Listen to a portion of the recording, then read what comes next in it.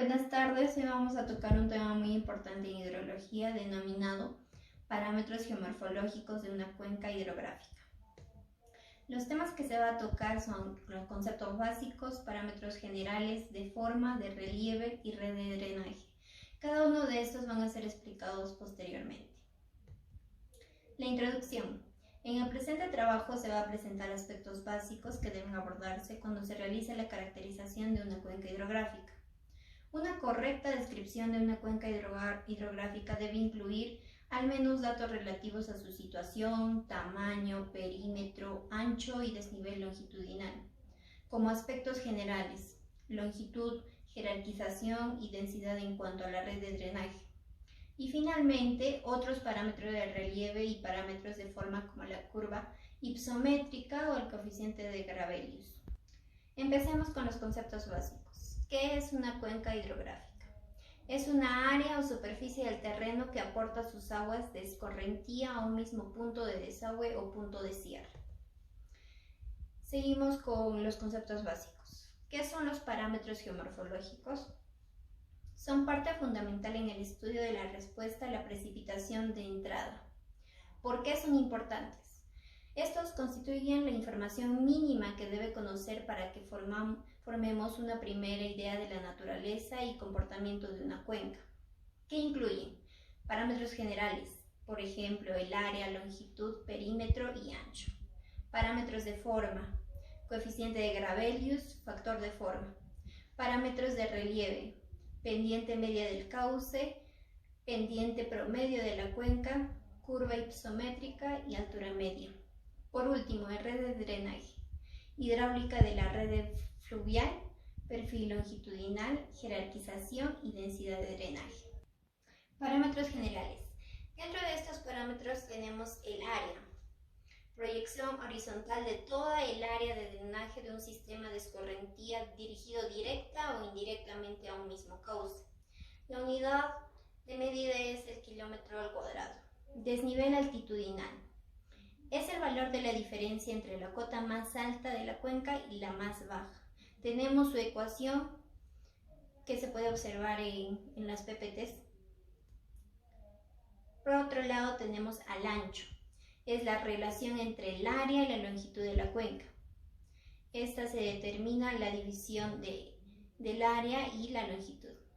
La longitud es definida por la longitud de su cauce principal, siendo la distancia equivalente que recorre el río entre el punto de desagüe aguas abajo y el punto situado a mayor distancia topográfica aguas arriba. El perímetro es la forma de la cuenca. Los perímetros de mayor valor se corresponden con cuencas alargadas, mientras que los de menor lo hacen con cuencas redondeadas. En los parámetros de forma tenemos al coeficiente de Gravelius, o también conocido como el coeficiente de compacidad. Este parámetro establece la relación entre el perímetro de la cuenca y el perímetro de una circunferencia de área equivalente a la superficie de la cuenca correspondiente. Representa la forma de la superficie de la cuenca. Tenemos su ecuación, donde CG es coeficiente de Gravelius, la P el perímetro de la cuenca medido en kilómetros y en la superficie de la cuenca en kilómetros cuadrados. Tal como lo observamos en la imagen, si el valor del coeficiente de Gravelius tiende a 1, la cuenca tendrá una forma circular. En cuencas muy alargadas, el valor del CG sobrepasa a 2. En el factor de forma, este parámetro explica la elongación de una cuenca. Se expresa como la relación entre el área de la cuenca y la longitud de la misma. Podemos observar su ecuación y tenemos una tabla de valores aproximados.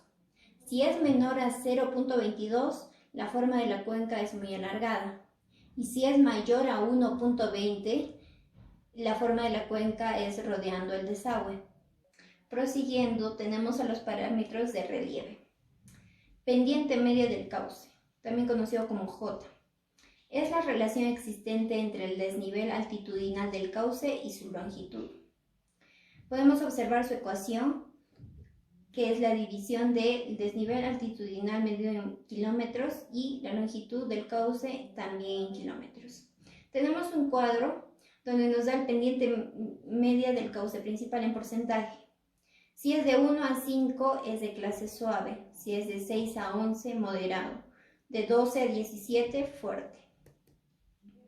Por otro lado tenemos la pendiente media o promedio de la cuenca. Se calcula como media ponderada de las pendientes de todas las superficies elementales de la cuenca. Tenemos su ecuación y los terrenos que se podrían dar son de 0 a 2 son llano, de 2 a 5 suave, 5 a 10 accidentado medio, de 10 a 15 accidentado, de 15 a 25 fuertemente accidentado, de 25 a 50 escarpado y si son mayores a 50 pues son muy escarpados. La curva hipométrica es representada a través de una curva característica muy importante de una cuenca en estudio. La altura media es la elevación promedia referida al nivel de la estación de aforo de la boca de la cuenca. Esta se determina mediante la división del volumen comprendido entre la curva y ejes, que está en metros cúbicos, y el área en metros cuadrados. Hidráulica de la red fluvial. La morfología de los canales fluviales naturales depende de la interacción entre el flujo y los materiales erosionables. El movimiento del agua se puede producir en el régimen laminar. El agua fluye a velocidades muy pequeñas o en régimen turbulento. El agua fluye a velocidades mayores. La red de drenaje. En esta tenemos la jerarquización de la red fluvial. Esta sirve para tener un mejor conocimiento de la complejidad y desarrollo del sistema de drenaje de la cuenca. El orden se realiza con el caudal relativo del segmento de un canal. Hay varios sistemas de jerarquización.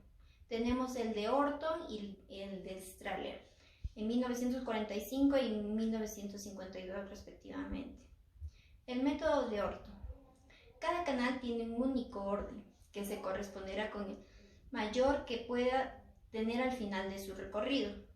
Y el método de Strahler, un mismo canal puede tener segmentos de distinto orden a lo largo de su curso, en función de los afluentes que le llevan en cada tramo. En la densidad de drenaje tenemos este índice que permite tener un mejor conocimiento de la complejidad y desarrollo del sistema de drenaje de la cuenca.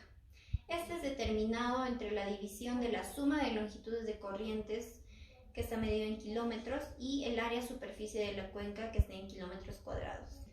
Por último, tenemos una frase referente al tema.